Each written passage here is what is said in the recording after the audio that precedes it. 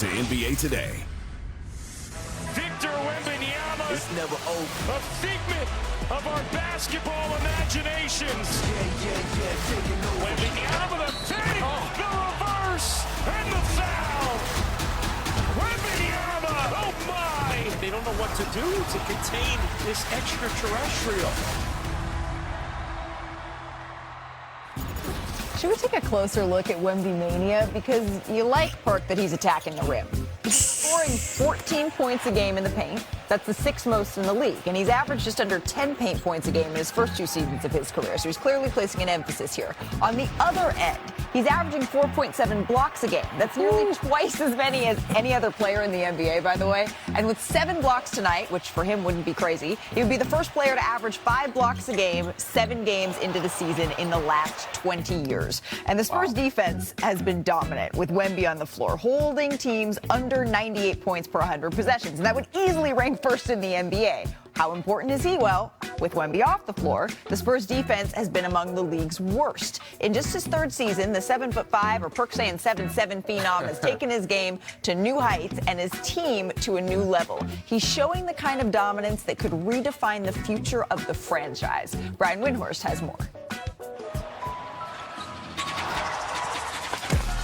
Gosh, he looks like someone who is kind of a product of what the new Hooper is supposed to look like.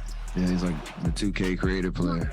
Every point guard wants to be 7 foot. Everybody's been a unicorn over the last few years, but he's more like an alien. Victor Wembanyama! Long before the hype, Victor Wembanyama had the confidence. When he was just 14, he told his coach he always visualized his first initial, V, represented the Roman numeral for number of the positions he planned to play in the NBA. Now at just 21, the world can see how Wembanyama can pass and can dribble. He can shoot. Pull-up baseline jumper, got it! And of course, he can block shot after shot after shot. Blocked by Victor. That vision for the V is no longer unbelievable. And slams! This season, perhaps for the first time in his career, Wembanyama is fully embracing what his size can do. And he comes into it armed with 10,000 hours spent on developing all his skills. This combination is in the process of devastating the NBA. With the slam! I think it's just an ongoing kind of partnership in terms of developing, nurturing, supporting him, but also holding him accountable and challenging him to continue to be more efficient and make better decisions and see where he can improve. Last year, almost half his shots were three-pointers. Victor now launching a deep three! Victor Wembanyama! He got to the line just 4 times a game. He was good. He made the All-Star team for the first time, but he was letting the opponents off the hook. This year, in a ferocious change, a stronger Wembanyama is on the attack and leveraging his size with aggression. I mean, with his height, where he gets his catches from, I feel like he's been just facing up and rising over for a way easier shot this year. Lobbing it up, and Wembanyama! I still got a lot to learn, but knowing more about the game and knowing more about my teammates and vice versa. Trying to get to the rim, trying to get more layups, and more dunks, the most efficient shots. Now, less than 20% of his shots are threes. His free throws have soared to 10 a game. Wembanyama and one! And he and the Spurs have vaulted to the top of the West in the early going. 6 of the last 7 MVP awards have been won by 7-footers, but the league has never seen somebody this tall with this skill set. Victor throws it down. It's absurd.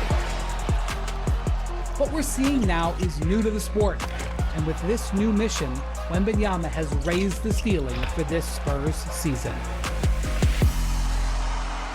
We've never seen anything like Wemby before, and tonight the Lakers will face the San Antonio Spurs. So for more on that, we welcome in our senior insider, our senior writer, Dave McMenamin. Dave, you were at Lakers shoot-around today. What can you tell us about how the Lakers are going to try to approach containing Wemby here? Yeah, Malik, I was talking to DeAndre Ayton at shoot-around this morning, and he said that he actually spoke up when they had their meeting today about how they're going to defend Victor Wembanyama. And he said that he wants to be the focal point as the low man and be kind of giving out defensive instructions to his guards and forwards in front of him. So he said they can, quote, bruise Victor up a bit. So I expect to see some Rui Hachimura on some doubles. Certainly when Jared Vanderbilt comes in off the bench, look for him. Marcus Smart. And obviously, there's no steady diet you can give Victor Wembanyama. He'll be able to pick you apart. And so we'll see some things kind of being interchangeable throughout the game.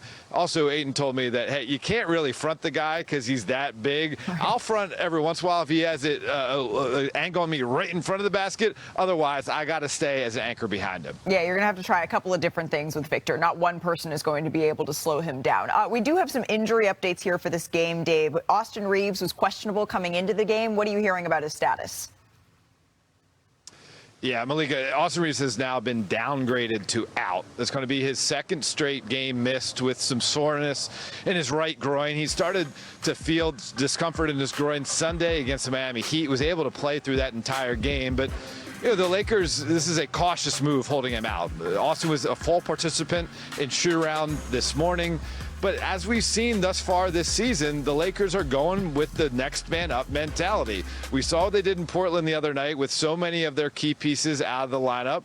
You got contributions from guys like Nick Smith Jr., Bronny James, obviously Ayton and Rui Hachimura really holding the offensive burden. And they feel like this will be their plan of attack, certainly in the early going, because they want to get their team ready to play their best basketball April through June, not risk further injury at this stage of the season. All right, like we've seen, it could be Jake LaRavia time once again for the Los Angeles Lakers. Dave McMenamin, thank you so very much for those updates. Bringing it back here to studio, what changes? You were talking about how Austin and Luka is the best duo in basketball right now, Perk. So without Austin in the lineup against the Spurs, what has to change? Well, like Dave just said, the next man up, that's their mentality. And they had a GM poll where Rob Pelinka was the laughing stock of it and how the Lakers didn't have depth. But the others are stepping up. You got Jake LaRavia. He's averaging a career high right now, 12 points a game. Rui Hachimura is averaging 16, shooting 46% from the three, 60% from the field. And right now you're looking at a diversion of DeAndre Ayton that looked like the #1 pick DeAndre Ayton. So JJ is getting max out of those guys. The depth, Marcus Smart. Yes, we know his numbers are not going to show up in the stat sheet, but his impact on winning has been there. Boy, am I the kiss of death of positivity. We're talking about this three-guard lineup, and we get no Austin Reaves tonight. I'm glad that Dave says it's precautionary, but dang. Perk hit it right on the head. You know, it's funny. I look back to July, and we were talking about the Lakers, and everyone said, look, they haven't signed anybody. And then you look at Jake LaRavia and DeAndre Ayton and Marcus Smart and even Nick Smith Jr. on a two-way, just kind of finding guys to plug and play. Similar to how San Antonio, when Danny was in back in the day, they find guys who know their roles, even when you have players out with injuries like we're going to see tonight with Austin Reaves. Yeah, I mean, I'm expecting DeAndre Ayton to be up for this game. I'm glad that he spoke up in the locker room. Yeah, Perk, your ears were perking up when he was. Because I was also thinking that he was speaking up to say, I want to take on the challenge one-on-one, but he said, I'm going to be the anchor, which is smarter. Let the other guys guard front Wemby and him be behind the defense. He's going to have to talk and communicate, but I think this is a night where he can show and prove that he's the old DeAndre Ayton that we've seen in Phoenix. And I wouldn't be surprised if JJ started the game with Rui guarding Victor. He's the second strongest player on their squad outside of Braun. Yeah. We saw that against Phoenix with a lot of Royce O'Neal on Victor to start that game. Certainly similar position. And that might be a blueprint for what the Lakers are trying to do. We know the Lakers have started 6 different lineups this season. That's the most by any team in the NBA, and they're going to be rolling it again, seeing what we get here with no Austin Reaves for them. Here are tonight's star-studded ESPN NBA doubleheaders, though. Smoke.